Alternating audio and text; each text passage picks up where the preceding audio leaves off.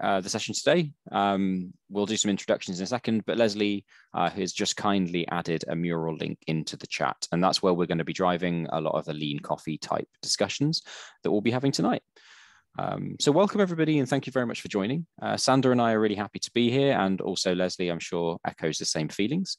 We just want to take some time initially to welcome you. Thank you for coming along and giving up your evenings, your afternoons, your mornings, wherever you are based in the world, to come and learn a little bit about the Professional Scrum Trainer journey. Sander and I have both been through it, I'd say relatively recently. Yes. And yeah, Sander, do you want to kick off? Do you want to introduce yourself? Yeah, sounds good.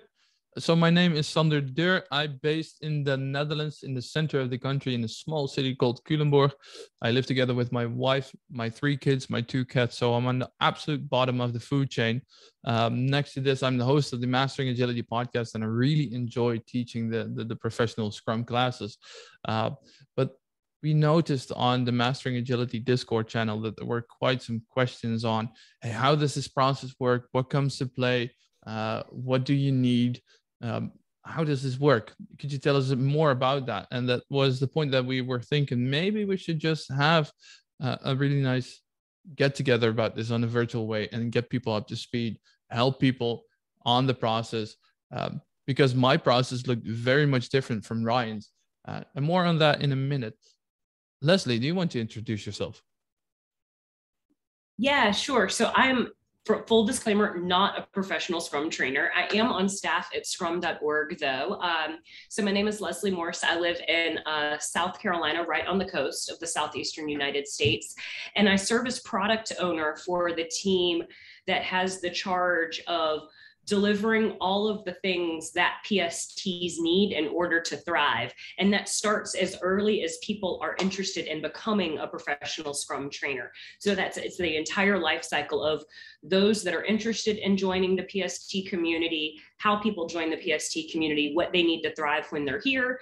And then in the rare instance when someone chooses not to renew their status as a PST, helping them gently offboard and exit the community.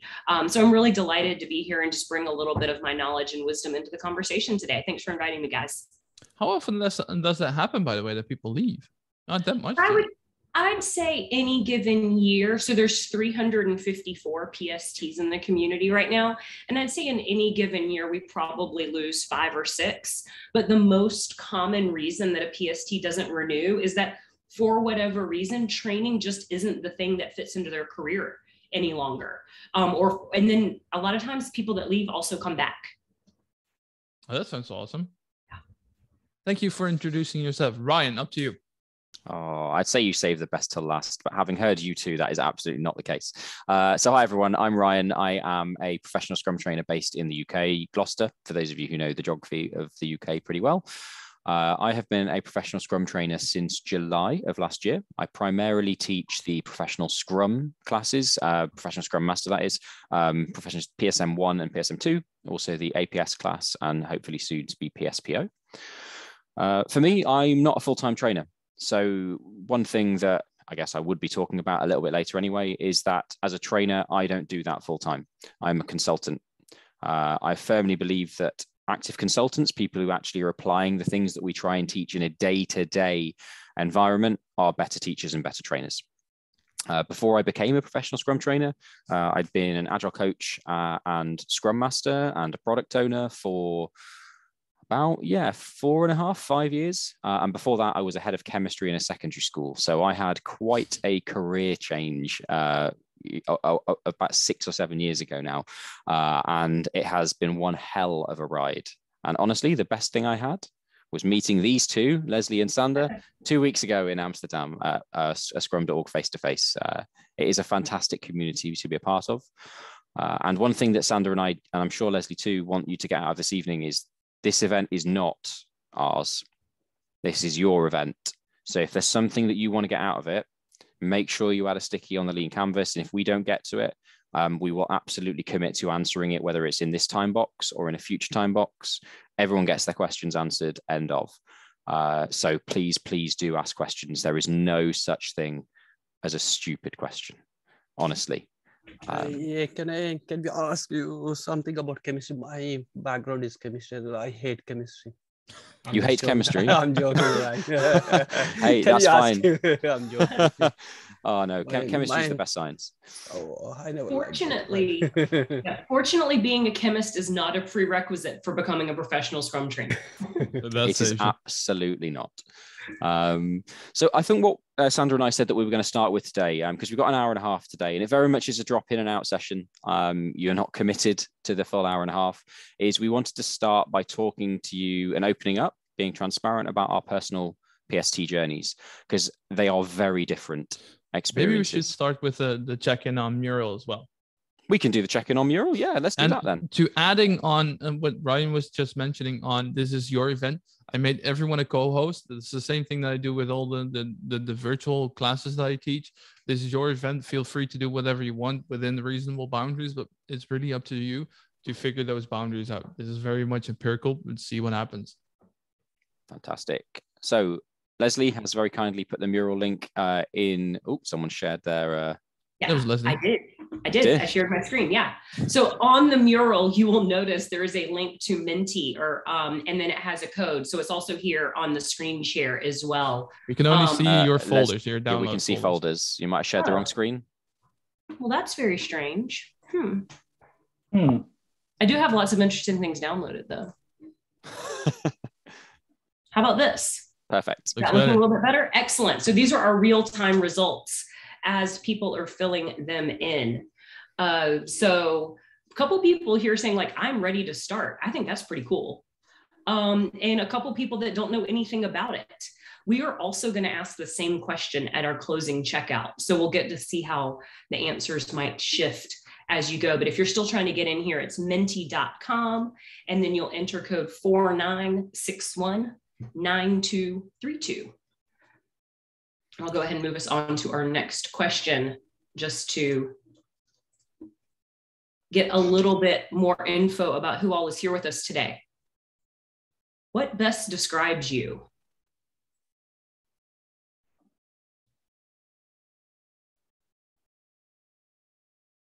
Okay. Why is not a chemist not on this list? Yeah, I guess that would be other. Yeah. I wouldn't self-identify as a chemist, I don't think. If anybody's having any technical issues or can't find the Menti, please do just unmute and ask. Yeah, absolutely. All right. And then give it just a minute more, mostly Scrum Masters, it seems, which matches a lot of meetups and stuff that I go to. Would that is that match, Sander and Ryan, what you were thinking as well? Yeah. Yeah. And then we will check the last quick check-in question about how much experience do you have? Because this does play into the stories Ryan and Sander will be sharing with us.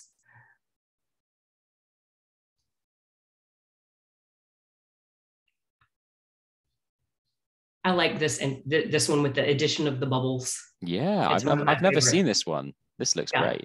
I like it. Something about it's a little more whimsical and enjoyable. Yeah. Yeah. Great. So we've got some experienced folks here. That definitely bodes well for those that are interested in the PST journey for sure. Absolutely. All right, good deal. Well, I'm going to stop sharing and give it back to y'all to tell some stories. All right, sounds good. Meanwhile, letting a bit more people in. Ryan, from what point did you decide, hey, I want to become a professional Scrum trainer instead of a chemist?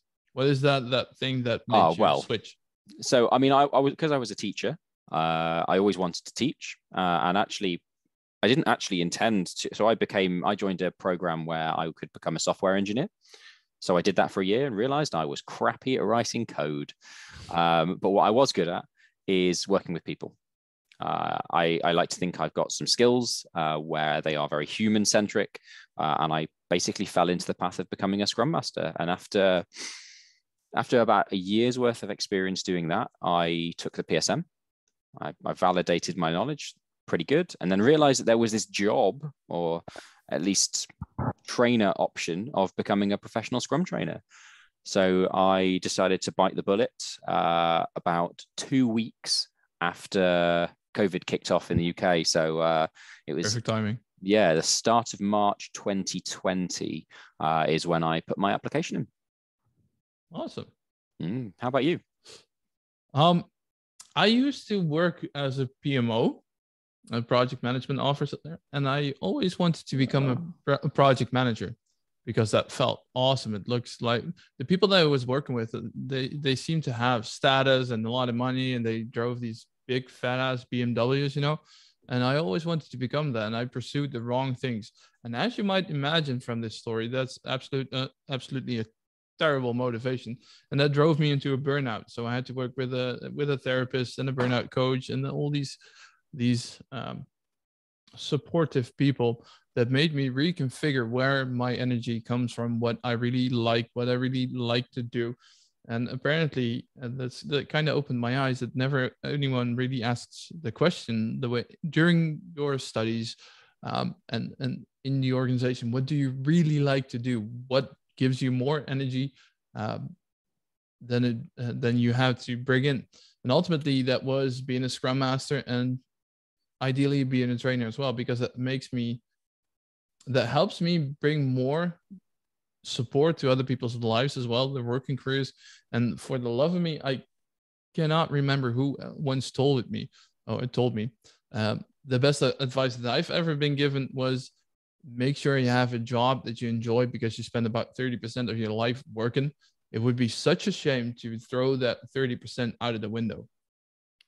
Make sure you have something that you enjoy. And to be honest, until this day, every day doing this work really feels like a holiday. So this is more of a hobby to me than it is anything else. So that's the point that I figured maybe this would be the right community for me to join. And so far, that has been one of the best choices. Yeah, there's something about that I actually think is really important. And it's around like scrum.org, and the phrase, right, it's a professional Scrum trainer, right? Professionalism is sort of part of our DNA. And the people that are professionals, they are really committed to honing their craft, whatever that craft is. And in this instance, it is the craft of Scrum and the vehicle of training in order to bring it to the world so that more people can work together to solve complex problems. So I think that idea of, I really just enjoy this and get inherent fulfillment and pleasure from doing this work is such a critical thing for not only just, enjoying life, but also the fortitude it takes to go down the PST journey. Yeah. Because this is not going to make you rich. It's not going to make you a millionaire, unfortunately. And as Leslie just said, it does require fortitude. This journey is not something that you should do faint-hearted. It's going to be 1 to 2 years long, most likely. You're going to have some tough assessments in there. You're going to need to inspect yourself. And as we say in a lot of our training, you need to unlearn some things that you've got. There's still some things I'm unlearning now, I'm sure. But taking the time to do that and do the work on yourself, this isn't something that you're just going to do overnight. No. So, yeah.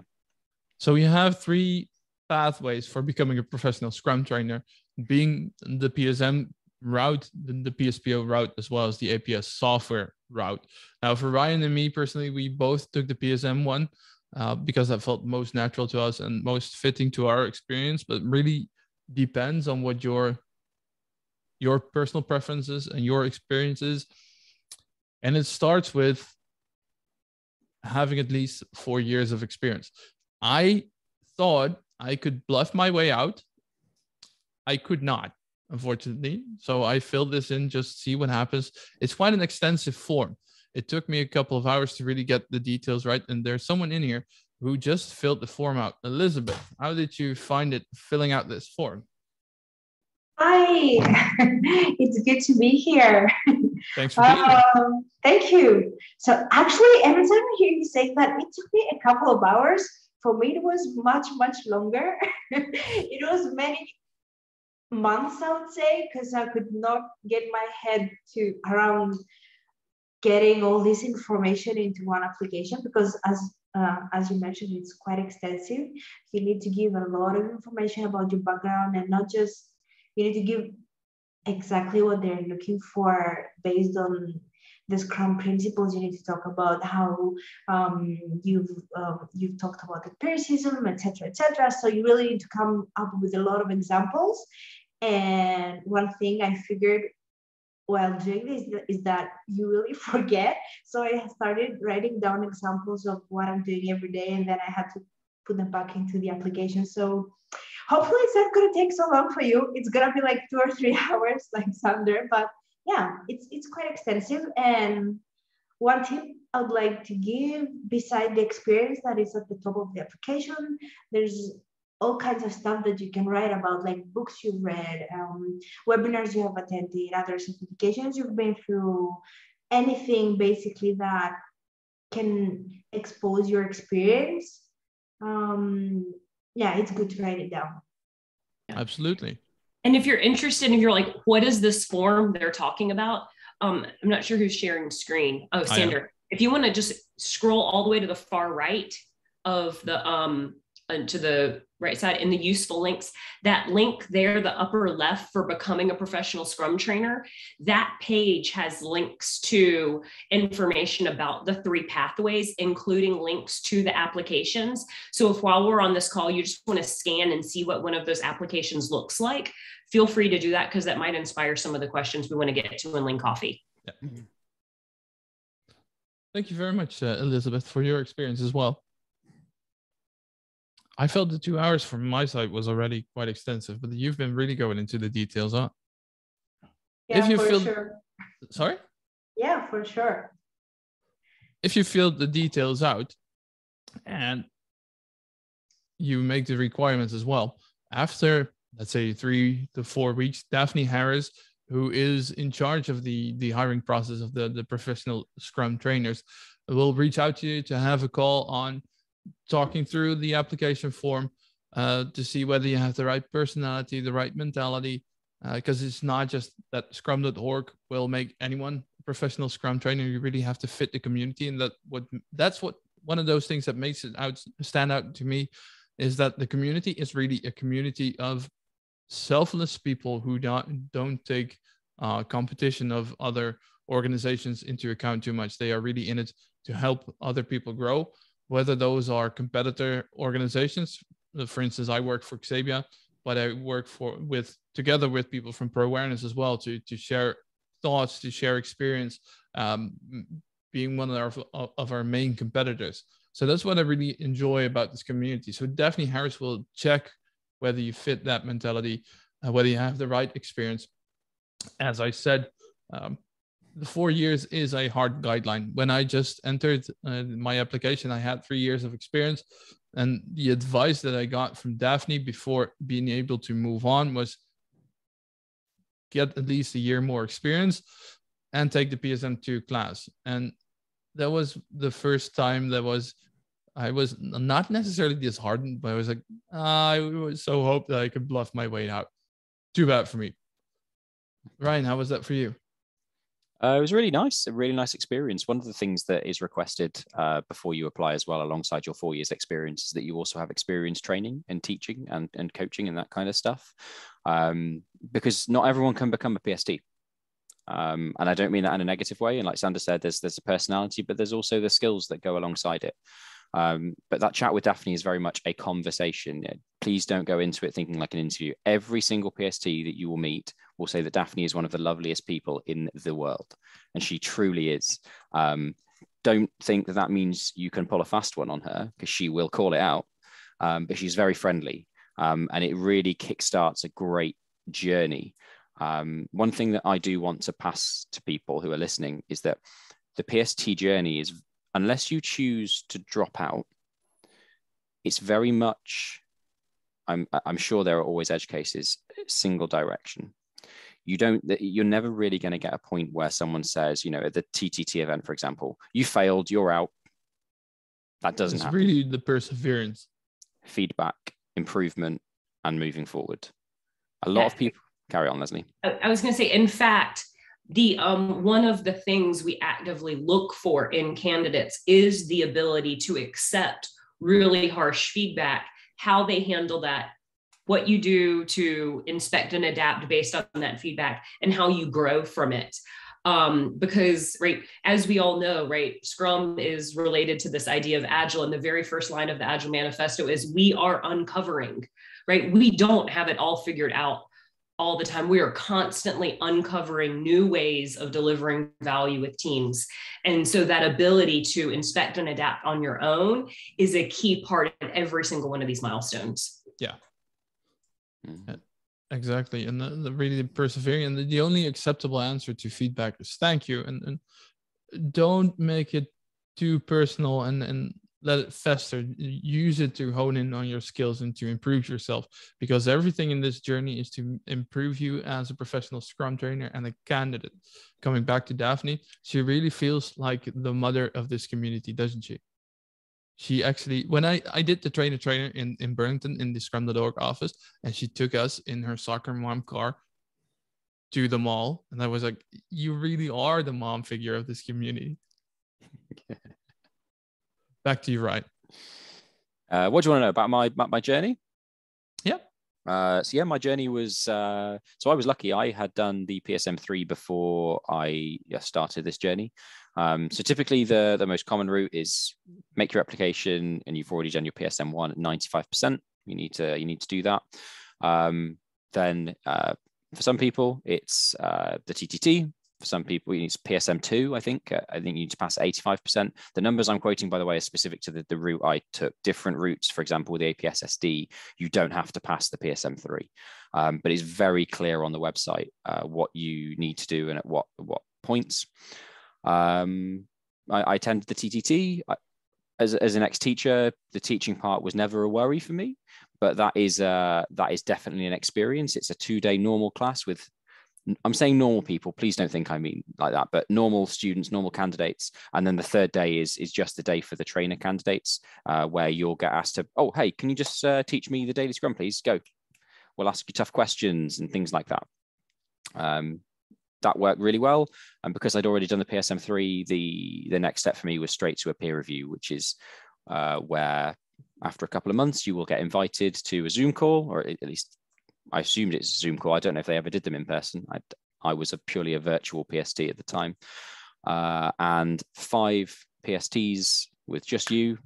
And it's an opportunity for you to do a bit of teaching while they role play students, and also have the opportunity to answer some tough questions. Yeah. Tough questions that you will really have seen they will have really seen in their lessons in their classes. Yeah.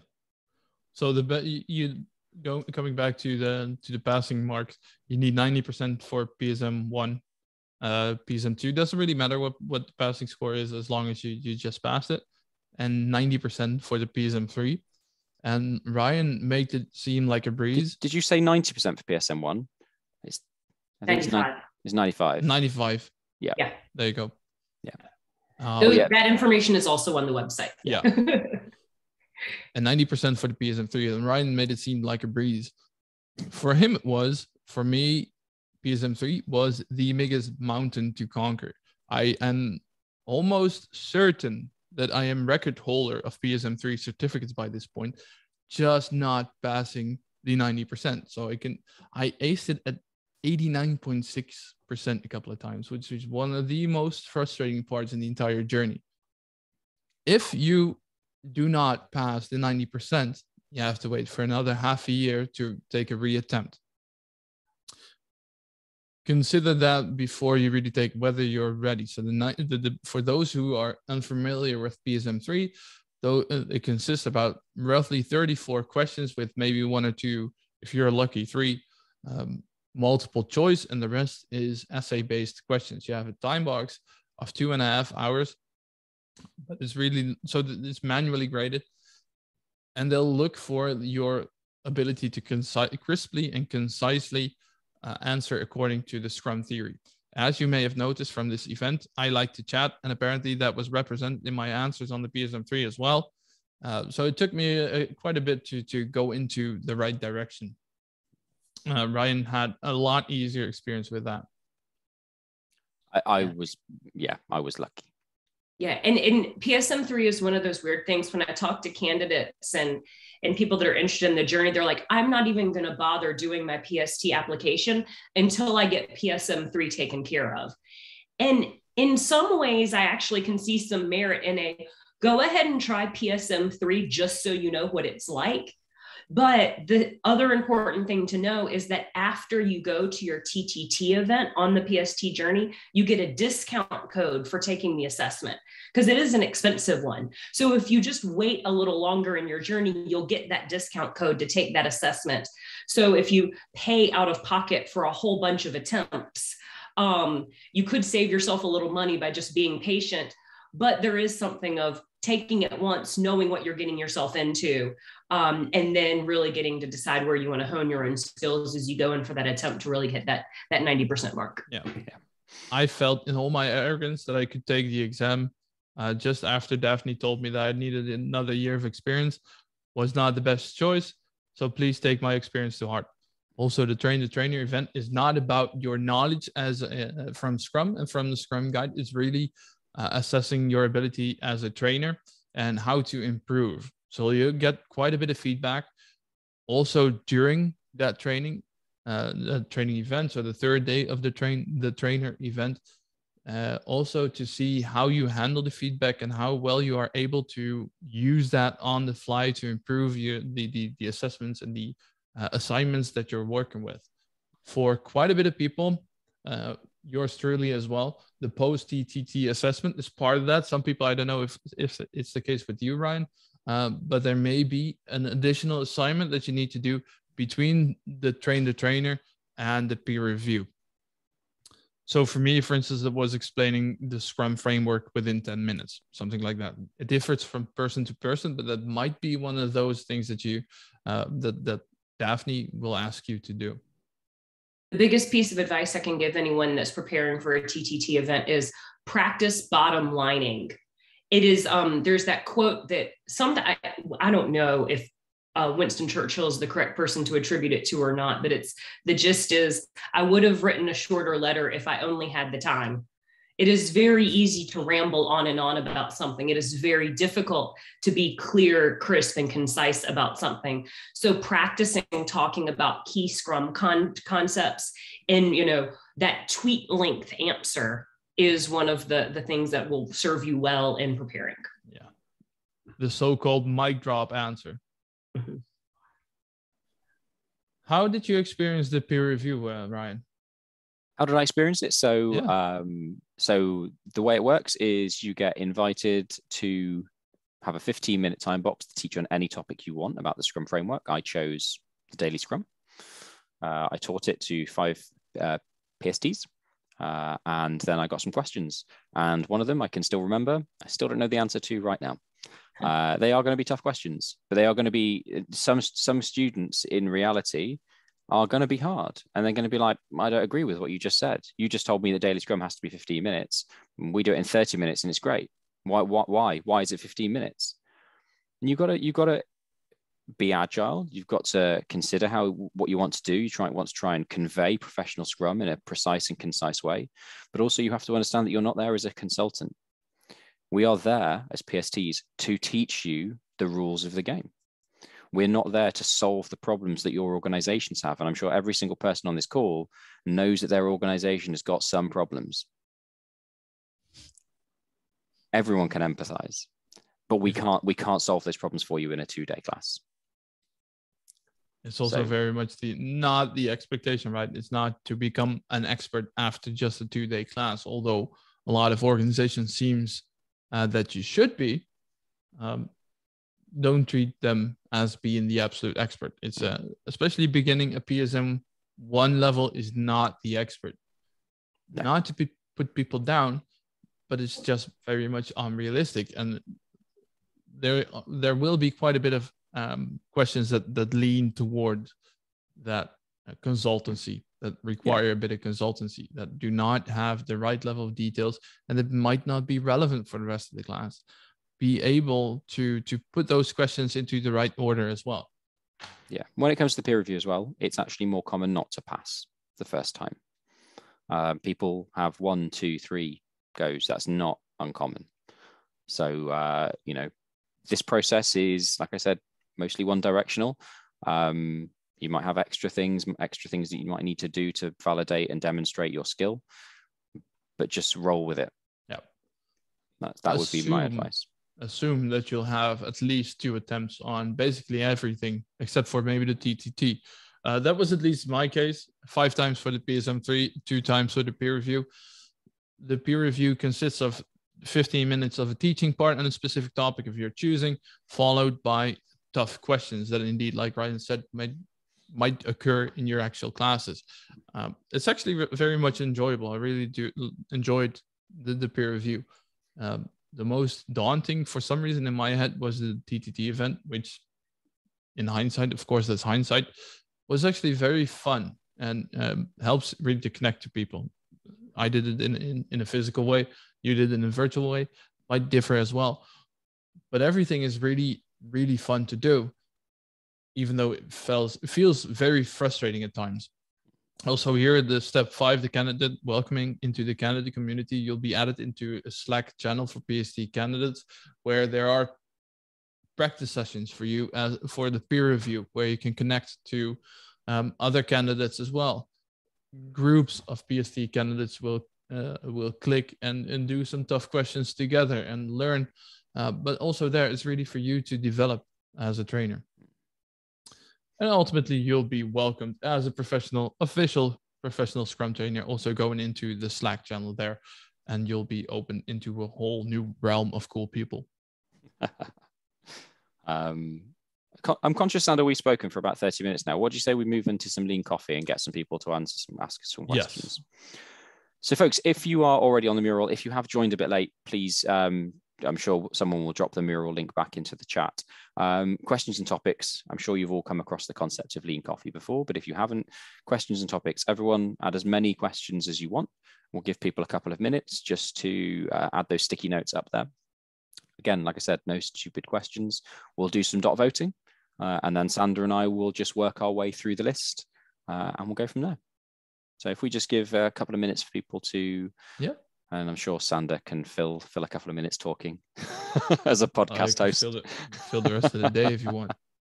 One thing actually I suppose I would talk about while people are adding their sticky notes up is, for me, the best part of being a PST, all right, look, there's an income associated with it. There is a title that is great to have. The face-to-face events, the ability to connect and work with these people who I always saw as top of the bill. Top of the bill. These names that you've seen. 2 weeks ago, I had a face-to-face with Gunther Verheyen, with Jesse Hooving, with Dave West, CEO of Scrum.org. Everyone is an equal, and it's amazing. And you'll probably think, oh no, Ryan's lying. Honestly, the chance to just chat the breeze with these people, and you think that these PSTs will know everything about Scrum. I certainly do not. And neither do those people. So it's great to have conversations. This is a continued learning journey, as whoever drew that diagram clearly understood. Official PST, and then you've got a continued journey that just goes on and on and on and on and on. Yeah. If there's something that I've learned, is that I don't know anything.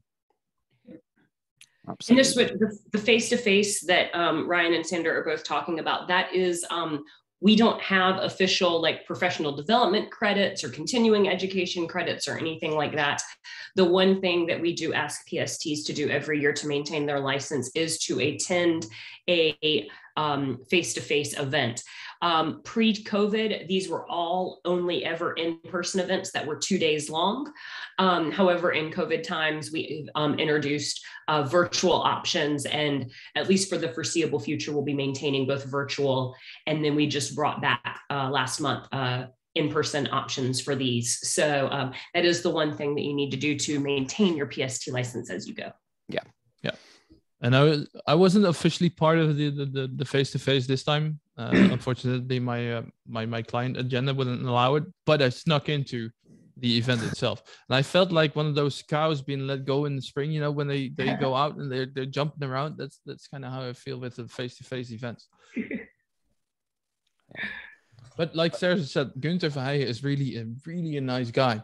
And he's actually been a major inspiration during my PST journey, where I just reached out to him on LinkedIn saying, hey, I want to become a professional Scrum trainer. Do you have some advice? And he invited me to go out for lunch with him. And he said, well, let's discuss this. What's your motivation? And he just took me through his experience. It was such a cool dude. And it's so nice to see how down to earth most of these people are. And that's what I noticed in general with all these guys in agility. Especially same with Marty Kagan, Lissa Atkins. All these guys are so open to talk. I just send them out a message on LinkedIn and they'll respond. First thing Gunther said to me, and I blame Leslie and Dave for drinking with me the night before, was that you look tired, Ryan. This idol just saying, you look very tired. Sander, how do you want to do this? Do you think we should do some dot voting? Do you think that would make sense? I feel that we should answer Serge's question first because you put it down for quite a while ago. Do you want to alternate? Do you want to do the first one and then I'll take the next one and then Leslie? Well, I will just chime in when y'all want me to. All right. So question one, Sander, then. So when have all the past scores, or when you have all the past scores, what's the typical timeline after being accepted? You want to answer that or you want me to answer that? No, you answer that. Or Leslie. Yeah. I was like, do y'all know the answer? It depends. Being the annoying consultant, because it's not just about being passing the scores. There you have to sign the documents as well and pay the license fee of $3,500 a year. Just good to be aware of, but you'll make that out. You'll get out in a single class almost immediately. So after that, everything goes pretty fast. Kristen White will take you up on that, and things will. I think it took me 2 days after passing everything to set everything up. So I've interpreted. So sorry, Leslie, carry on. I was going to say the typical candidate journey is about 2 years. People have completed it in less than a year, but they are exceptionally highly qualified and nail some of these assessments and things all on the first try. But the most common duration from sending in that first application to actually joining the community is about a 2-year journey. Took me about 14 months. After the PSM3, which was I'd already done before the TTT, it took 5 weeks before I was invited for a peer review. So it's not like, tomorrow. There's a backlog of people at certain stages. And there's obviously, I think one of the other questions is about diversity goals. There is inherent priority of when people are called for certain things to help us with our diversity missions. Doesn't mean you won't get there. It just means that some people are waiting a couple of months. Let's say the TTT journey, that's a particular bottleneck sometimes, and also the peer review can be too. So yeah, I would say average expectation from maybe doing the PSM3 and then to the peer review might be 4 weeks to maybe 3 months to be invited for a peer review, and then it's whether you're successful or not. And then I'm on the other side of the spectrum. It took me 3.5 years, with a little bit of a motivational dip with the COVID thing coming in and those kind of things. It depends on the person. Yeah. Does that answer your question, Serge? Fantastic. All right then, so I can mark that one to completed. Just going to pull a random one out. What's the biggest opportunity? Just going to drop them. Okay, well, I'll take that one then. So what's the biggest opportunity I've had since becoming a trainer? So 2 opportunities for me. So the first of which is I've been able to brand myself as a consultant a lot better. The majority of professional Scrum trainers run their own businesses. You don't have to. There are still people who are absolutely permanent employees. But for me, it helps me to brand and differentiate myself as someone who has a validated way of saying, I actually know what I'm talking about. So it helped me marketing wise. It also gave me a great opportunity to speak at conferences and things like that. So those are the 2 things that have really helped me since becoming a trainer. The income is just a side piece for me. As Sander said, you are not going to become a millionaire, but it's always nice to diversify income stream and meet some great people and really just hone my craft and continue to do that. Does that answer the question? From whomever this was.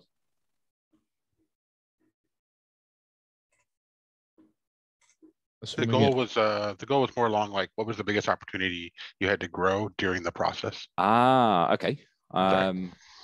Biggest opportunity for me. That's a good question. That is a really good question. The biggest opportunity for me was to understand in the TTT that we all have very different teaching styles.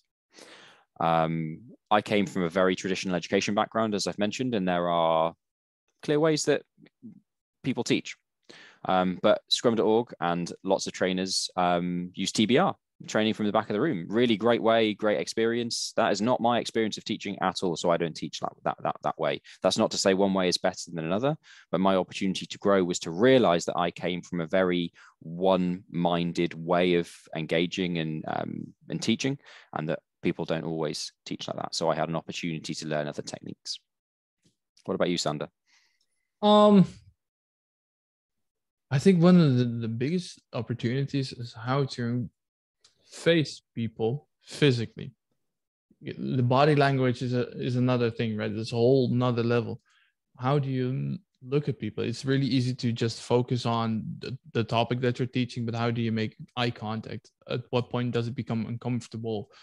The next level body language that really helps to level yourself as a trainer. Also, one of the best trainers that I've ever seen, he kneeled down next to the board and then started drawing, never facing his back towards people, even when he was drawing. Those kind of things were the biggest opportunity for me to grow. I think that's the biggest thing. But there are, Christopher? Yeah. Awesome. Brilliant. Okay, what's up next? Leslie, this one's for you. If our visiting koala can uncheck this one, unclick this one, then we can move this to Tom. Yeah. And there's a related question on here around diversity goals as well. So this next question that's coming up, that we just can't move the card, right? How to empower women from Africa and India to help get jobs as Scrum Masters. I wouldn't say that as Scrum.org, we do anything necessarily specific in this area at a large scale. However, we do make a deliberate effort in partnering with organizations that are able to bring Scrum to people that would not have otherwise had the opportunity. So in the United States, the organization that we partner with most often is called Year Up. Now, unfortunately, our CEO, Dave, who is British, when he says Europe, it sounds like Europe, the continent, which is not very convenient at all, because you have to really pay attention to what he's saying to know what he's talking about. And really this strategy applies to more than just an organization like Europe. But as a PST, if you are offering your services to underprivileged people from a demographic perspective or socioeconomic or anything like that, and giving of your time and expertise to those types of learners, we have an opportunity for your seat fees that you pay to have learners in your classes be waived. So it's like, once you're a PST, you have that requirement to come to a face-to-face every year. You have an annual renewal fee. And then as you engage with learners, there's a per learner seat fee or a learner fee that goes along with having learners in your class. And we've got discount codes available if you're giving of your time to help teach more women in Africa and India about Scrum so they can get Scrum Master jobs, right? That's an opportunity that you could use, that pro bono opportunity, because you're giving back for all of the right reasons. So I'd say like that is one thing that we do to help partner with that. We're also involved in the Women in Agile organization in terms of helping people create more opportunities to learn and network, and really shining a spotlight on that talent as well. So for me personally, I usually do 3 pro bono classes a year. So I work with Year Up, that's in addition, but we do military veterans in the UK. So on Remembrance Day in the UK, we do a pro bono one for that. We've done, or I'm doing a pro bono for Ukraine, where political things aside, I don't want to get into politics, but we're donating all the fees to Ukrainian conflict, and Scrum.org kindly are waiving all the fees for that. And I've got one more to do. So Scrum.org are very much behind you. It pretty much is just ask and justify, and it will almost certainly be given. Yeah. So I have the same thing. I have at least 2 spots available for free for Ukrainian refugees within the Netherlands, so they can join for free, hoping that I can help them get up to speed and find them a job in this country. The whole situation must be terrible already, whether that's from Ukraine or any other type of refugee, but just helping people get up to speed and then not think about money is just is nice for a change. For sure. Hoping that answers the, yeah. I would say this integrates just to that larger overall social responsibility aspect that's part of our mission, right? The Scrum.org mission is helping people and teams solve complex problems. We truly do believe the skills and the underlying philosophies and beliefs around professional Scrum will help us create a global society that is better equipped to deal with all of the things we face on a day-to-day basis. So that means we've got to do the hard work as Scrum.org as well. And our diversity goals are a big part of that. If you go and you browse the list, the webpage on the Scrum.org site of who are all of the trainers, it is a very homogeneous group, right? Lots of these people all look the same. Only 11% of our community is women. So we've got a very deliberate effort on increasing the diversity of our community, not only its gender diversity. And so somebody said, right, I saw that those diversity goals exist. How does that affect your ability to make it through the process? And the reality of it is you might just have to wait a little bit longer. If we've got, right, a handful of candidates that are equally talented and some of those candidates are women or from countries that we aren't in, or speak or are fluent in languages that we don't have PSTs in our community, or from backgrounds that are different than the large percentage of our community, they will get a first opportunity to go to those TTT events, just because we do believe diversity is critical for the PST community to thrive as well. So it doesn't mean you won't make it in. We're never going to admit another cisgendered white man to the PST community. That's not what it is at all. It's just that you might wait a little bit longer because we're going to prioritize getting some of those other candidates through the pipeline. To give you an example of how much the PSTs themselves, as two white guys, Sander and I, how much we care about that as well. The recent face-to-face in Amsterdam, we all kind of put certain sessions up on the board, and one of them was diversity. It was the biggest, most commonly attended session, wasn't it, Leslie, where all of these people together were talking about how we can get a more diverse community. You know what? We need more women. We need more people who are neurodiverse. We want a better community, and that makes us better and richer. So we 100% support it. I know there is an argument of, if I get another UK trainer, that's another business competitor for me. Please trust that. I mean, obviously I can't say everyone, most of us don't think like that. So let's just get more people in that makes this community better. Elizabeth, you have a question? Yeah, I just wanted to say as well that it's not just about diversity, at least for me. The fact that we are advocates of what we really believe in, or I'm not there yet, but it just helps spread the word. And for me, for example, when I wanted to get more experience in order to get into this path of becoming a PST, I actually had to move country because in my hometown there were no Scrum Master jobs.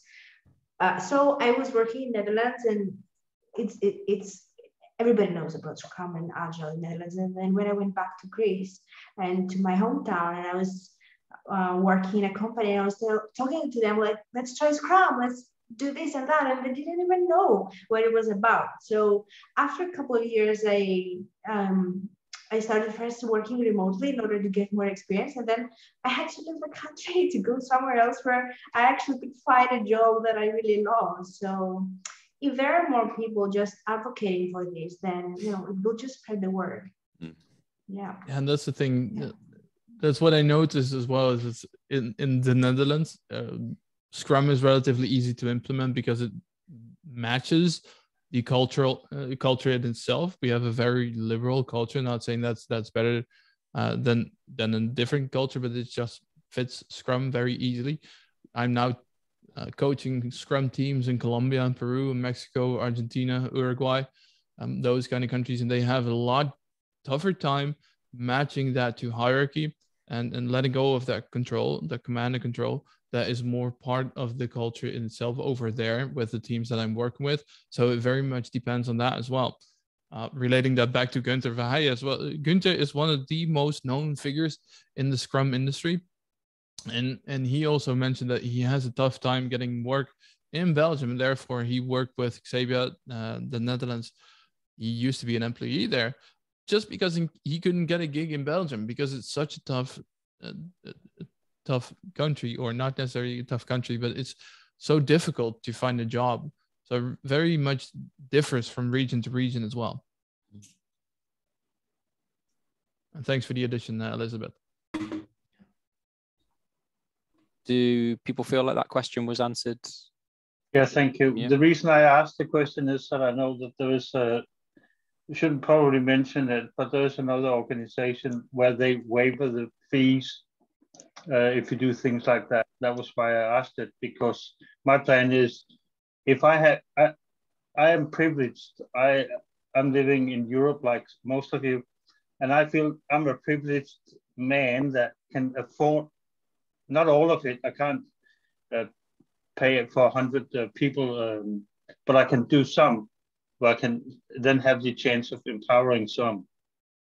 Absolutely. That was why I asked. That was just why I asked it, because I said if I can even help even more, then it will be that would be what I would happily do. Oh, that's awesome, man. I think that is one of the benefits of being a PST. It gives you a little bit more of a platform as well. Yeah. And then I will see if I can move the ticket. Yeah. Because this event, now that you're here, this is very much of a spontaneous idea that Ryan and I had last week, and we just happened to be lucky enough to get Leslie on board as well. It is really easy to be spontaneous and still get a little bit of a platform. So please continue doing that, Leon. It's an awesome idea. And it's interesting that I'll relate that to one of the benefits of being a PST, right? The power of the scrum.org brand, right? More than 1 million people are coming to the scrum.org website every month. And so as a PST, you can blog on the scrum.org website anytime you'd like, hosting webinars like this underneath the scrum.org brand as official scrum.org events. It is not uncommon for us to get more than 1,000 registrants for many of those events, and having nearly half of them show up. So in terms of building your own personal brand, establishing yourself as a Scrum expert that other people can trust and rely upon, like that's that stage and that platform that comes with being part of this community as well. That's a piece of feedback I actually give to anyone who wants to become a professional Scrum trainer. At the end of the day, like it or not, you are going to have to sell classes. Selling classes is not as easy as you might think. Without going into the nitty-gritty and the marketing and all that, it's not that easy. They cannot, as a student, choose you to be their trainer unless they know who you are. You have to be known to them. And not always. Some people don't choose my trainer, but my experience is that a lot of people come to you or me personally. And so you need to start branding yourself. And it's never too early to do that by putting the odd post out on LinkedIn, creating your organization, blogging like Sander does hugely. I can't do that, but I do videos, YouTube, Instagram, Twitter. Think of a way to separate yourself out and just do it consistently so that when you do become a PST, people know who you are. And I think that's the toughest thing, to be consistent with this. Yeah. And I say we look at that sort of stuff for people that are in the candidate pipeline as well. Like, what are you already publishing and how are you already talking about this stuff? Not that it's a huge deciding factor, but it is something that we're looking at for candidates that are coming through the program. Yeah. And in your interview, your first chat with Daphne, there is an opportunity in the application to list some of the blogs you've written. She read mine. She read all my blogs and said, oh, I didn't agree with where you wrote that bit. And it's like, oh, what did I write 6 months ago? I can't remember. So yeah, blogging, it helps you refine what you understand as well. So yeah, I would thoroughly recommend you start branding yourself. So she's the PST head office, the boss. She is the community mom as well as a detective. I would say, actually, blogging about bad Scrum is a really great way to put yourself in a situation to get really good feedback that will help you build that muscle of getting harsh criticism and how you're going to learn and inspect and adapt from it. Oh yeah, the fastest way to get feedback or to find out how you're wrong is to post the wrong thing on LinkedIn, and you wait for the vitriolic comments that come out. Those, hashtag change my mind type posts. Safe is fantastic. Hashtag change my mind. Do that later and you see how many comments you get. Oh, yeah. What have we got next, Sander? Oh, there we go. I purposely picked an easy question that I thought we might could do next. Okay. And I have an answer that I would give on this, but I'm curious how Ryan, you and Sander will answer it. I don't understand the question. When in the journey is the best time to apply officially apply? Yeah. Right now. Yeah, I mean, whenever you meet them in specs, if it's something you want to do, because for me, the journey amplified my ability to get through the journey because I wasn't doing it on my own. As soon as I got to that point of being in the Slack channel with other candidates, tough question practice. There's monthly calls with Daphne and some trainers come along. I usually go along to them. When you realize that you're not in it alone, as Scrum Masters, I find, particularly as a consultant, it can feel like quite a lonely job. Not that many Scrum Masters, people that want to talk the same language. There's people that I want someone to nerd out with. And so I would say, do your PSM1. If you've got your 4 years experience and you've got your teaching and you want to do it, just try. That would be my answer. Would you say the same, Leslie? I would. And even if you don't have, 4 years of official resume experience as a Scrum Master, but you've got good transferable skills and you've got the stories. The other key piece of the experience part that I want to make sure we highlight, it's like experience with more than just one team. Yeah. Right? Because if you've only ever been a Scrum Master in one team for 4 years, the range of skills and the different situations and contexts can be challenging. So that might be one of the things to start thinking about early. It's like, we're doing Scrum in our organization. Do I have an opportunity to serve multiple teams and in different parts of our organization so I can get exposure to different contexts and different situations? Yep. I think this is kind of the same question as to my personal question to myself. When should I start losing weight and get more healthy? Well, maybe next Monday. No, maybe now. Just get in there. Just start getting the feedback. Because as soon as you apply, then you're already a step further than you were yesterday. Absolutely. Does that answer the question? Whoever's question that was, does it feel good? I'm going to say silence is yes. One thing I'm going to address on that, because I personally felt it as well. I feel like that question aligns a lot with imposter syndrome. Yes. Like, you're comparing yourself to someone who has this title of professional Scrum trainer. And I was there. You hold these people to higher account. They know everything. And that how could I dare apply to be the same as these people?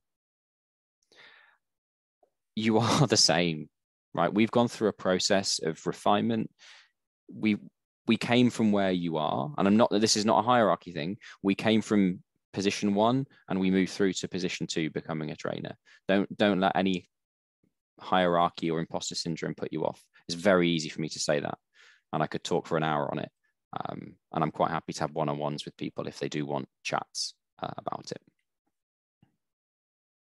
This is a good question as well. What are specific techniques to practice bottom line speaking?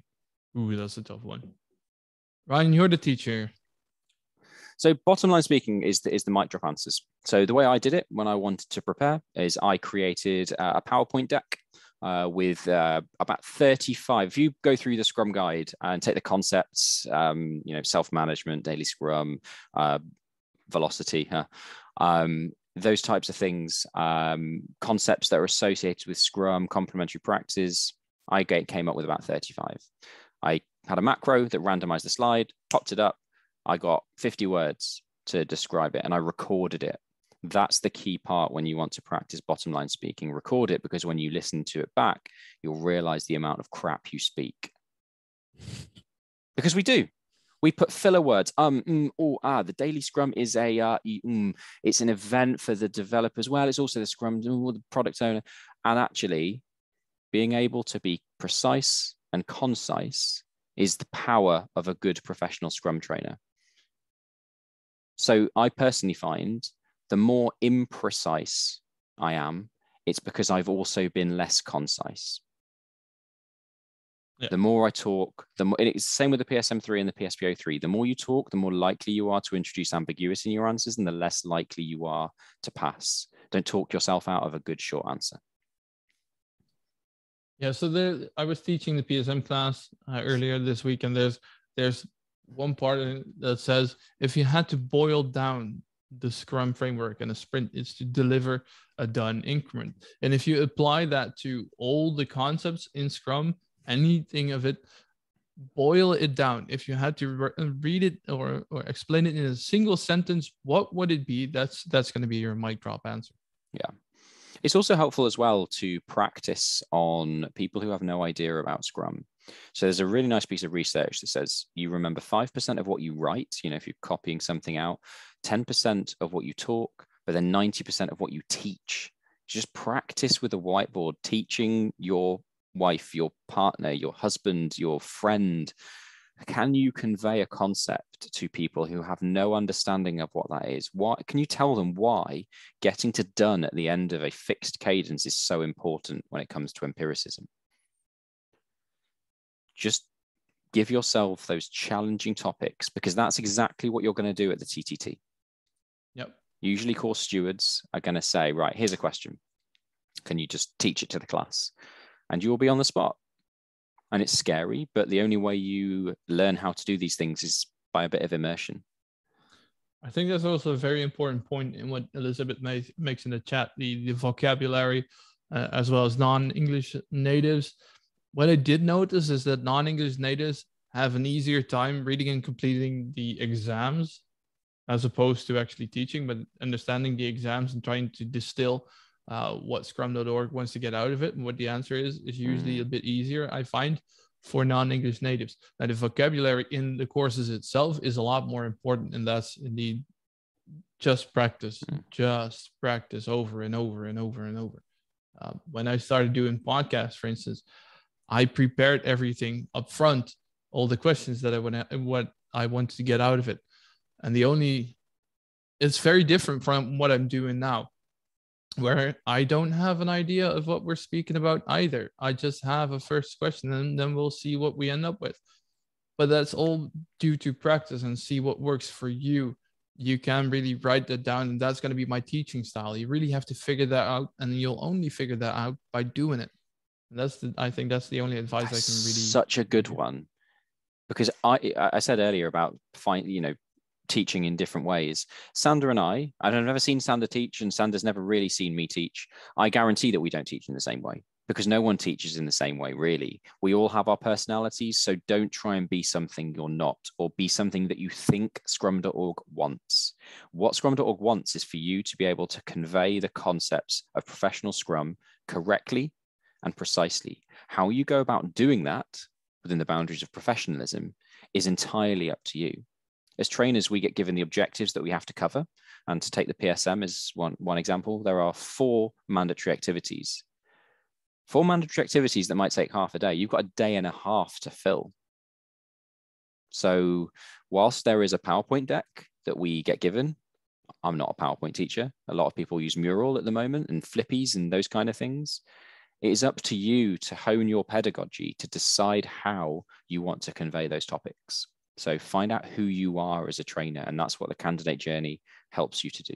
Yeah. You do you. Yeah, the other thing that I'll weave into this, and you may have said it when I stepped away to get water, but it's storytelling.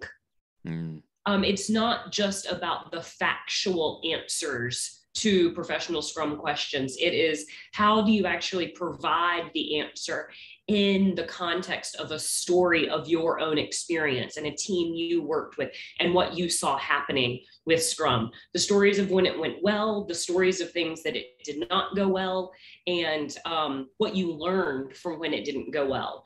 But that's another part where bottom lining is really key. So how do you set just enough context to give the arc of the learning moment and what you got out of it and what the listener needs to take away from that story, right? That kind of 90-second arc of a story is another thing. So it's related to bottom lining, but not about, right, the factual answers, but really what's that, set of 15 stories that are in your toolkit that you can just whip out and use any given moment.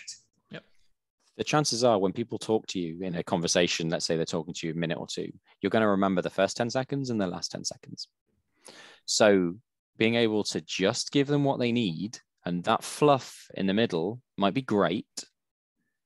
Stories are much easier to follow, but if it's just theoretical, that's why bottom lining can really help. Give them the takeaway, that one last thing you want them to finish on. Sander and I are doing it right now, where we say, did that answer your question? Have we given you enough? If not, we'll move on. Oh, sorry, if not, we'll obviously go into it in more detail. But if we have, let's move on. Speaking of fluff, Zoltan, did we answer your question in all the fluff that we just provided? Well, just like you said, you already provided the answer and then ruined it with too much speaking, right? Sorry. It was great. Thank you very much. Awesome. Good stuff, man. Is working in one industry a drawback on a PhD journey, Asif? It depends.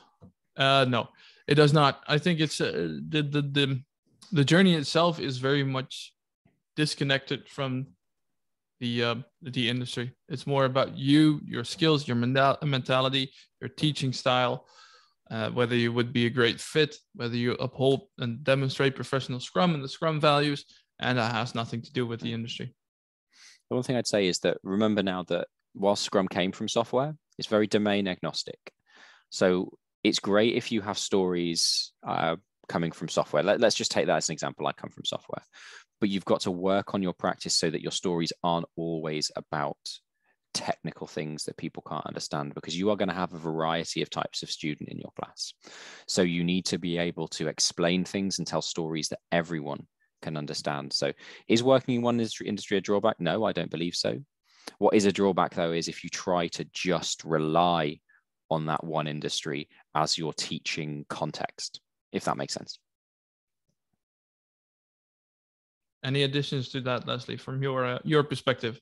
No, I would just say if you really are tight in one industry, that's when working in multiple areas of your organization and with multiple teams will serve you very well. Because even though you might just be in financial services, how Scrum shows up in financial services related to, data warehouse versus mobile versus call center technology versus like how do we bring Scrum into HR sort of things, like networking across different dimensions of the business helps you get out of just that smaller sector as well. Definitely. Does that answer your question, Asif?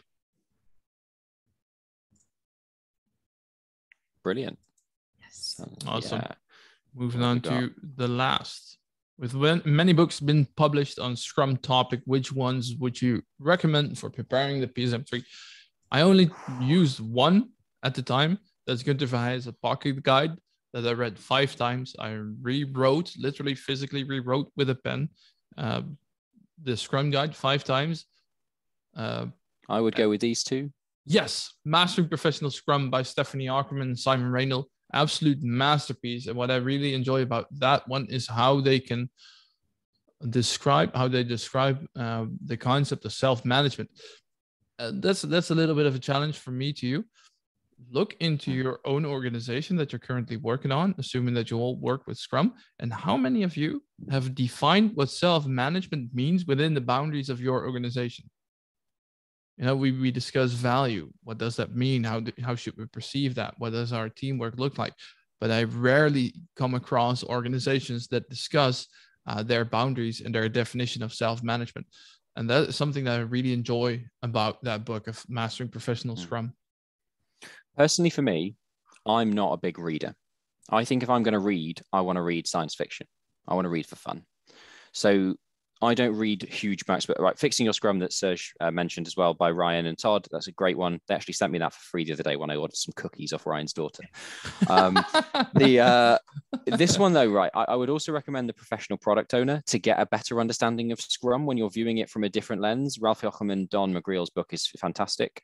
But for me, I'm much more of a blogger. I like reading shorter blogs. So I read pretty much everything that Stephanie Ockerman wrote, anything Robin Sherman wrote. And I also read, outside of the Professional Scrum domain, I read, what's he called? Stuart and Ireland's Road to Mastery. I think that's really, really good. Stuart is awesome. Stuart is awesome. It's a bit dated now. I know he's rewriting it, but the whole idea of Alice in Wonderland going deeper, there's some really great mic drops in there. When it comes to PSM3 though, I found that I had to do it in a really strict time box. It's just the way I did it. So from my PSM2 to passing my taking my PSM3 was 11 days. And I just focused on it and I just did it. Because I found I couldn't do it slowly. And I had to try and internalize and remember these quotes. When I had to, so I passed the first time at 85%, wasn't enough. I had no intention of being a trainer at the time. When I needed to go back 6 months later, and I decided I did want to pass it at 90%, then I was almost restarting from scratch again. It's really, really tough. But yeah, for me, blogs are much better because they're more punchy and it's easier for me to remember. And I think the same way that we talked about practicing bottom lining and being able to be crisp and concise in your words, that similar sort of thing where you put flashcard prompts that change on your phone or rig up something in PowerPoint with a timer that gives you sort of a question and practice typing quickly and concisely about a topic. Remember, when they're scoring PSM3, they're not looking for you to be grammatically correct, right? It's about the content. So don't stress over where all the commas go and if they're, eloquent sentences. It really is about getting the content down on the page. So practicing bottom lining with your fingers is also important. Yep. Or ask your partner to wake you up in the middle of the night, see what your answer might be. Does that answer your question on the books? It did, yeah. Thanks a lot, guys. And of course, Andy Hiles. Yeah, Andy Hiles stuff for Kanban.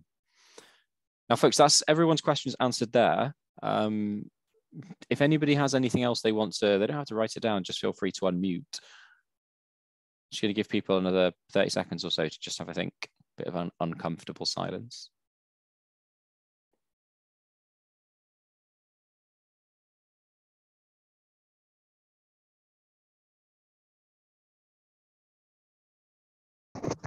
Go ahead. Thanks for a good discussion, Ryan, Asen, and Leslie. Good talk. I just realized I might have to write my PSM1 again because it's the cutoff is 95%. So good to know. But that doesn't stop me from. I can still prepare for PSM2, right? PSM1 I can write anytime again, I guess. You will need to have 95% before you apply. Is that correct? Yeah. Yeah. All right. But you're right. You could work on PSM2 and then take PSM1 again later, but you will need to have that before you submit the application. Got it. Thank you. And also, speaking of preparation, I know Elizabeth is looking for people to prepare for PSM3 as well.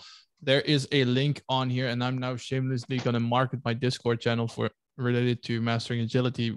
It's upcoming.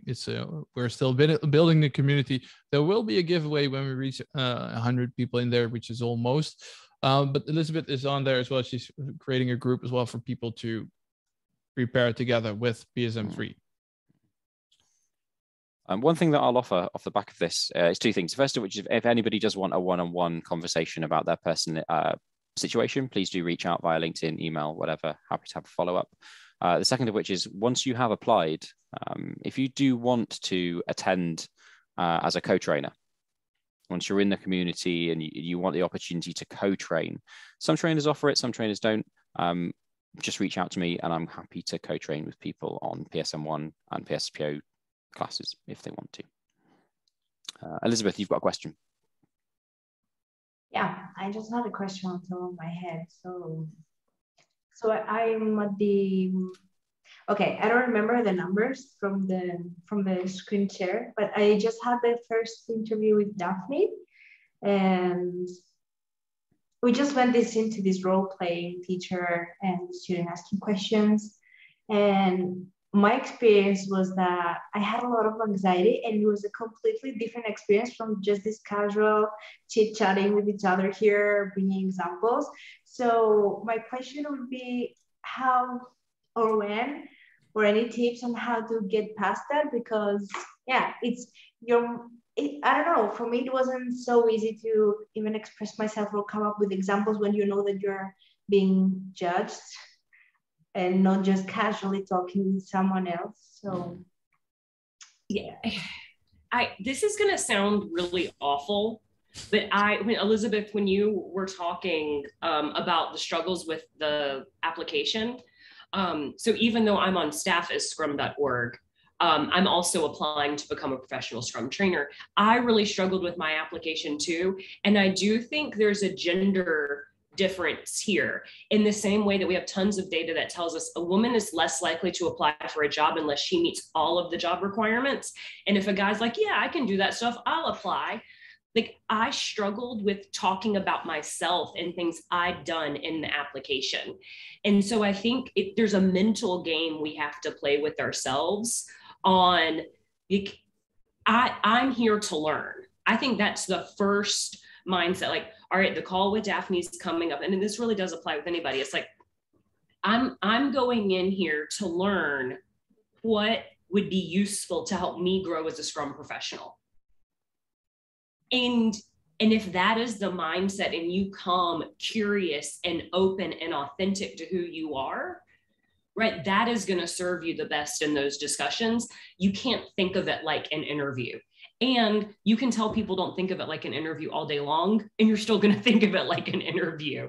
So I also think that it's just also part of what the experience is like. I think it's about self-awareness as well. Yeah. Yeah. And being comfortable with your own uncomfortableness, your discomfort, is going to be a big part of it. I referred to that just before on the TTT. So I flew to the other side of the world to go to Boston, to Burlington, to the Scrum.org office. And before going there, for some reason, this thing was so big in my head. Out of the entire journey, this felt like the biggest pressure that I could possibly muster. It wasn't, looking back, but I also had this idea that Scrum.org has a really fancy, big, shiny office, which they also do not, most definitely not, very much the opposite. But being comfortable with that this is sometimes very confronting, very uncomfortable, is a big part of it. And that's going to be your experience as a teacher as well. Sometimes people will put you on the spot, ask you things that you might be uncomfortable with, knowing that this is going to be a part of it, and in life in general is going to help you tremendously. There's a reason why whether it was a conscious choice or not, that this is called a candidate journey, a pathway. It's not the candidate assessment route. Yeah, you go through 3 assessments, the PSM1, the PSM2, and PSM3 if you're on the PSM route. But you ask most people, TTT is actually a really enjoyable, tiring experience. The peer review is something that is hyped up a lot in our candidate community, and they think it's really scary talking to these 5 people. We want you to succeed. Like, truthfully, the 5 people on the other end of the call want you to do well. And yes, we put our own pressures on ourselves. But for me, when I attend a peer review and I'm going to use the word assessor, I don't mean like that, as someone who is part and parcel of making the decision whether you're accepted or not, it's pretty much, you just have to not, you've already got it in my mind. You just have to not screw up so much that makes me want to say no. And I'm not saying that like negatively, but just, you've done the PSM3, you've done the PSPO3, whatever it is, you are there. You just have to show us your authentic self and realize, could I spend 2 days in a class with this person? Because that's really what we're looking for. Yep. Assume that you will not pass in the first go. That's going to help as well. Yeah. So something that is not very actively being mentioned, but you can ask for a Scrum.org coach, something that Barry Overeem referred to me at the time, and Lawrence Bonema became my coach. And he told me, just assume that you're going to fail, treat everything as a learning journey and as an opportunity to inspect and adapt yourself. You'll do fine. If you're going to be thinking that you'll ace everything on the first go, you're going to have an absolute tough time. Mm-hmm. Yeah, there's a food metaphor we can leverage here, right? I think about chili, lasagna, beef stroganoff, all of these meals that when you cook them, that first night they're good, but after they sat in the refrigerator for a day and you eat them again, they're that much better. Like that is sort of a way that you can think about this thing. It's like, yeah, your first peer review is going to be good, but the next one's going to be even better. And you just kind of got to wait for it to sit and marinate with itself in the fridge for a little bit first. Ryan, what kind of dish are you? What kind of dish am I? Yeah. Are you chili? Are you beef stroganoff? Are you I was going to say lasagna? a very well matured one. No, I'm like cold pizza. I'm good for a day, but if you leave it much longer, I do start to lose my game. All right. Hopefully that has answered your question. Yeah. Do you think we should do the Menti to wrap up, and then if people do want to start organically asking questions, then we can. I saw Avnish unmuting a couple of times, but we were rambling on, so I'm not hoping that we kind of stole your thunder, Avnish. No, I didn't have any question.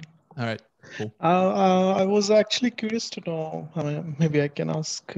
I could check it myself. As how many PSTs are there in Scrum.org today? 353. Yeah, actually, it's 354 now. I was going to say we had one the other day. Yeah, I was in the peer review. Okay, thanks. Yeah. So here we have a couple of numbers. America, especially North America, Europe contains by far the most. Mm-hmm. But there are certain markets that Scrum.org is not particularly heavily in. So something I'm working with Scrum.org at the moment is supporting the Asian market a bit. Hopefully, if we can start working and doing some more work in Japan, because we don't have any Japanese PSTs. And yeah, as Sander said, Europe, North America, a bit more saturated. But hey, look, there's still plenty of space for more people. Yeah, Latin America is relatively underrepresented.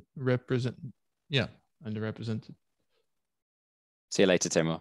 Yeah. Thanks for being here, buddy. So should we open the Menti?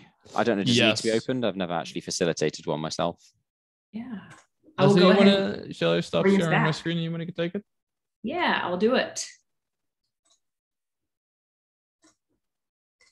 So if you still have the same browser window open, it should be working and the next question should have advanced if you refresh. If not, you can just go back to menti.com, code 49619232.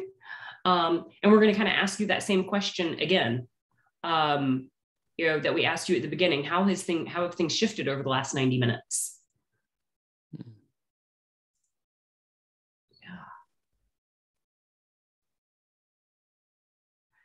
I actually share the screen in a minute, Les? Or do you not see it? It says I'm sharing my screen. Yeah, I can see it. Oh, right. I was blocking it with my with the camera view. My apologies. Yeah. I think there's something that's a hidden trick in this question. The fact that you are here right now, you are already on your PST journey. You may not have submitted that application yet, but you are actually already on the journey. And so I think that's the thing about embracing the mindset of this work as well. And then just because mainly I am very, very curious, last wrap up question, a little free form text. What are you guys taking away from today?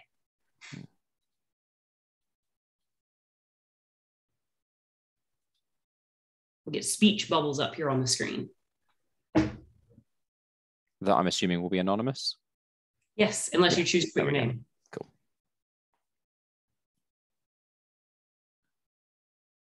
Belgium is a tough country. You're from Belgium, right, sir? If people are looking to do that application, I'll give a piece of advice for people who do struggle with the application. Do it orally. Go on Microsoft Word or whatever, and so that you can do text to speech. Read the question and just answer it as if someone had asked it you in an interview. And then you've got the golden bits in there, and then you can just paraphrase it into a better answer. It was a really easy way for me to start and then refine.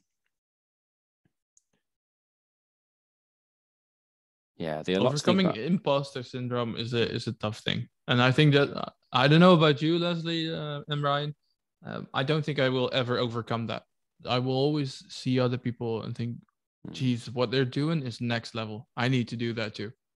One of the best things that helped me overcome most of my imposter syndrome is something one of our fellow PSTs said, Zirian. He said, you should hear the crap that PSTs come out with even when they're PSTs.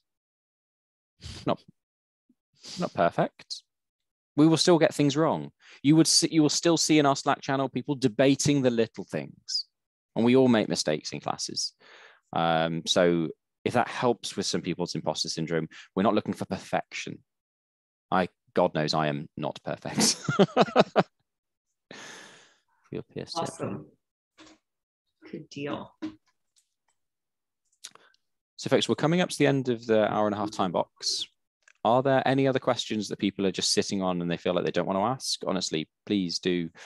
You can DM us if you want in the chat if you don't want it to be attributed to you, and we will just answer it generally.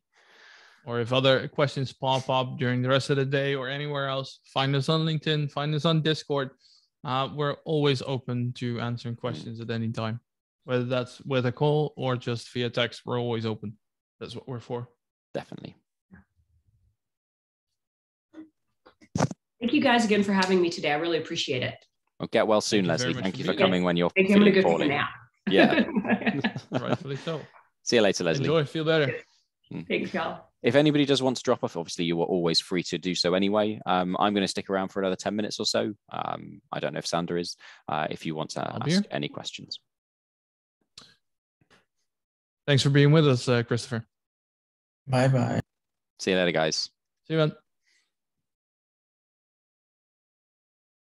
Can you imagine Timur was here? It's 12:30 over there in Baku. I'm going to guess that guy's not got kids. He does. He does have kids. Oh wow! Well, so he won Andy Howell's book, right, on my podcast, and I had to package this book and send it to Baku.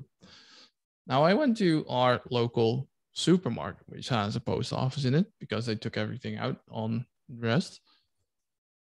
And the guy behind the clerk behind the counter said, "You're making this up. Baku is not a city." Wow. A lot of people don't know about it. It's pretty big. Mm-hmm. Oh, yeah. So, folks, there's still a fair few of you still on. Please, it is open conversation. What do people want to talk about? It's because I'm waiting for you to shut up so I can say good night. Good night. Good night, Leon. I do have one question that I hesitate to ask because I don't want to get too ahead of things, but I am curious. I see people kind of going through the process to offer additional courses. So let's say you go down the PSM track and you become a PSM trainer. Is the process similar and you kind of start over to do like the PSPO, or is it altered a little bit, or how does that work? Yeah, so for the PSPO and the APS software is relatively similar. So you have to refill in the application form. Now for the PSM2, for instance, that I just took, it's a lot easier. You just have to do the trainer and you're there, assuming that you have passed on 90%. That's it. I'm also now honing in on the APS itself, not the APS developer, but APS. That's a lot easier. But you have to follow the course and do the trainer, and that's it. Do you think it's fair to share our screen and show those processes, Sander? Yeah, go ahead. All right, folks. So while you're doing that, carry on. While you're doing that, if you could mention the PAL as well, that's something that I've had a lot of interest in. Okay. So when you become a PST, you will get a little addition on your Scrum.org profile that says Trainer Portal. When you click the Trainer Portal, you go to this Trainer Portal, and there's a handbook it's a big document that tells us the logistics and also course management of how you list a class. However, we also have upcoming face-to-face events. So per year, you have to do at least one that you'll pay for yourself. It's, so you go to one of these within your license year. At the moment, we're allowing virtual to count for one, but it will go back to being in person. But here's the bit that Christopher was asking about, preparing to teach new courses. So once you're in, you can add other courses. So APS is one of the easier ones. You just fill out an application form. So if you click on one of these, you then see the steps that you would need to do to apply to do another course. And I'll go on the PAL in a second. So I already have this class now. So you can see that I just needed to review the slides, and we get access to them all in GitHub. Fill out an application form, which takes a couple of hours, and then you get confirmation. So that's probably one of the simpler ones. The more complex one is, for me, for example, as a PSM, the PSPO, one of our other main tracks, takes a lot longer. So you have to almost go back to the the start, you still need the same requirements: PSPO1 at 95%, PSPO2, PSPO3 at 90%. You have to have attended the class, you have to attend a TTT. However, you just kind of go a bit to the top of the pile. With respect to the PAL-E, are you talking about PAL-E or PAL-E EBM, Christopher? Both, but probably Both? one and then the other, probably PAL-E first. So if I wanted to add PAL-E, I've never looked at this one. So you have to have prepare for the application, review the description, course slides, fill in an application, which is, the application is usually just 10 questions that you have to, and it'll be like, what are the mandatory activities, just to prove that you've actually checked the class. How will you convey the message? How will you ensure that it sticks? Yeah, how would you teach this topic? Then pass PAL-1, attend a class, you do a TTT, and then you get confirmation. So once you're in, it is a lot easier to validate other classes. And this process, I kind of made an assumption here, but it sounds like it allows you to do both public and private courses as well. Yes. Yep. So okay. Yeah, public Across and the board. private straight away. No difference. So a lot of trainers you'll see actually don't list public classes because they just go private fully. Private are, if you've got big contacts in the industry, a lot easier to sell. Public is hard. And it also depends, because you're a private, you're self-employed basically, Ryan. I work for Xabia, so I'm an employee, and I have the academy behind me. And Xabia is a global leading firm. So, for instance, in 2 weeks from now, I'm teaching a PSM class with 24 people, which is relatively large, and I don't have to do anything actively to get people in there. That's where the organization backs me up for, because I do consulting next. I'm a Scrum Master and a lead Agile coach for Xabia as well. So it really depends on what your business style is at. Anyway, some of the support you can also get is, if you're an independent but want that support, is you can work with what's called a PTN, a partner training network provider. So I run one called OptiLearn, and basically what you do, so some PTNs take a fairly hefty cut of your profits for doing it. Transparently, we take 20%. That's the lowest. And basically we would take that as a cut for doing all of your organization, your prep, most of your marketing. Some people go it solely alone. Some people go PTN. Some people go permanent, like Sander's done. Lots of different ways. Does that help, Christopher? Thank you. Awesome. You're welcome. Elizabeth. Yeah. Yeah, I actually had a question for any of you guys. If you know the discount that you get once you get into this point of being event trainer, 40%. Does it apply once, or is it for as many times as you need until you pass? I think it's once, but they are relatively flexible with that, I think. Okay. Because I've gotten a free attempt once. Yeah. So yeah, you definitely get it once. And to be honest, if you wanted it again, as with most things, because it's flexible, just ask. To give you an example, I became a PST. I had done PSPO2, done PSPO3, and I said, any chance of a free PSPO1 assessment? They were like, yeah, sure, whatever. Yeah, that's also because they want you to succeed, and they're not, they actively promote the inspection and adaptation and the transparency, and they want you to succeed. And as Steve Porter told me as well, they don't want to be too rigid. Like, this is the absolute, you have to make this cut. You have to follow the exact guidelines. Also, that's another tip I can absolutely give you. If you get the feedback coming out of the PSM3, it will be relatively generic. It doesn't say anything about specific answers or specific questions.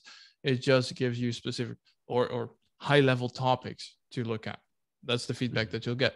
What you can do, though, is ask either Daphne Harris or Steve Porter to have a discussion with you, saying, I want to understand more where I can improve and how to improve.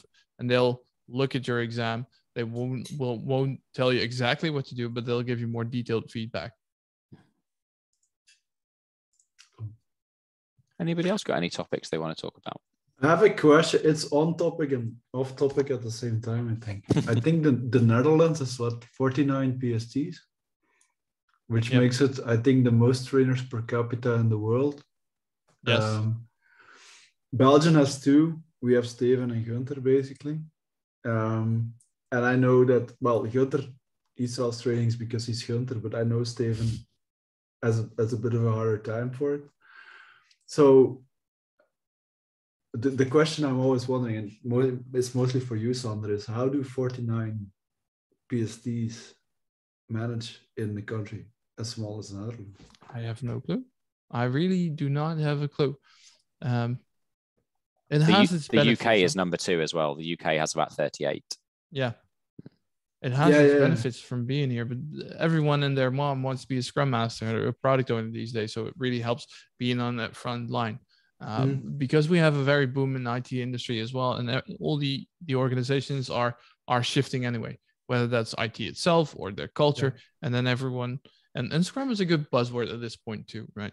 And it has its ups and downsides, because I was having this discussion with Elizabeth earlier as well. For instance, being in Belgium or being in Greece, not having that much PSTs will put you in a good spot down the line, because I don't think ultimately organizations can stay behind, and they will have to shift to Scrum or to an empirical process control, and therefore you will be on the front of things.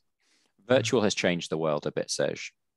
Right? I guess. Yeah, sure. But I think it's really crazy, because like France is a huge country and they have 6. Yeah. Spain is equally big and they have 5 or something. And so I just checked out of curiosity and because most. Go ahead. No, most PSTs I know on LinkedIn, or I'm right. No. Most PSTs I'm connected with on LinkedIn are from the Netherlands, and then there's so many of you. Yeah, and there are not too many of us in general in the Netherlands. So I guess some facts then. In the first year of becoming a PST, the average amount of classes someone teaches is 4. And the average class size is between 5 and 6. They're not big classes, right? Marketing does take, people are paying probably £1,000 or €1,000 for a 2-day class. They're not that easy to sell. So having connections and branding, people have to know who you are, because if I want to go for PAL-E, for example, or PSM2, I'm going to go, Barry, I would have gone Barry and Christian or Todd and Ryan. They're just names that you know about. You want to try and be as close as possible one of those names. And that's what we're all fighting for. Yeah, maybe a question. I've been teaching Scrum for a while already, not as PST, just teaching Scrum, and then people take the Scrum.org exam afterwards. So why would I make the step up? Because the biggest reason I can think of is the community, like being in the community and getting in there. I don't think we can really answer that question for you. That's more for you. But it helped me that is to elevate my teaching skills and be connected more to the community, because there's so much that I do not know of. There are so many undiscovered fields for me and undiscovered gems of knowledge, and only being connected to such a network helps me. And I know you're very active on LinkedIn as well. Same with people like Martin Dalmijn and David Pereira. That helps too. But it takes that persistence to get to such a spot, and being connected to a community like the PST just helps me explore more of that. For me, it's easier to get hired as a consultant. PSM3 made no difference, but PST, I know I'm probably one of the top of those piles. And I can also, I can charge a lot more. Whether I'm actually worth it is a very different question. But I can certainly charge more. You're worth your weight in gold. I should put on some weight then. I'll add to you. Elizabeth, did we now skip your question because you raised your hand a while ago, but I'm not sure whether we answered your question. Yeah, you did. Okay, good. Yeah, thank you. Well, I've got about another 5 minutes before I need to go. Has anybody got any more questions? Or compliments for Ryan's pretty eyes? Oh, well, I had a transplant. One of these isn't actually my eye. Whose is it? It was a sadly deceased lady. Ah, too bad. You don't see it, at least not from this point, and it didn't notice it. What were you going to expect? Maybe a little bit. No, they are different colors. Okay. Are they? Yeah. But without my contact lenses, I have a disease that effectively renders me blind. This conversation got really dark really fast. I like the personal touch to it though. There we go. I love the openness. for me, Sage, the face-to-faces are the best thing, right? The opportunity to just go and just talk Scrum for 2-3 days. We got one in Iceland next month. I mean, come on, like it's just cool to travel to these places. But also, you know, when you get big companies, and I'm talking at a conference in Finland later in the year. I'm going to Tokyo. I've got a client in the Bahamas maybe in August. Like this is just sweet. We need to do some co-teaching, buddy. I'm sure I'll have a lot of people who want to co-teach in the Bahamas. But yeah, I mean, anybody does want, and they start their journey and they want to co-teach. I put them in this, as Sander can validate, I put them in the candidate Slack channel all the time. Who wants to co-train on this date? Just step up and do it. Yeah. Maybe for Sander, do you work with Roel Trainikens? Because I know he rejoined Sabia recently. Not sure, because I only joined 4 months ago, and I have yet to meet a lot of people. Okay. Well, if you see him, tell him hi for me. I will. Hey guys, thanks a lot for this, and all the rest. No worries. If you're on Yes, Thank you guys. Thank you very much. Later, guys. All right, bye. You're welcome. Have a good night. See you later, guys. See you guys. Bye-bye. Bye.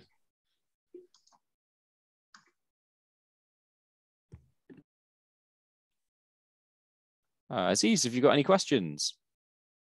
Or compliments? May not still be there. He dozed off.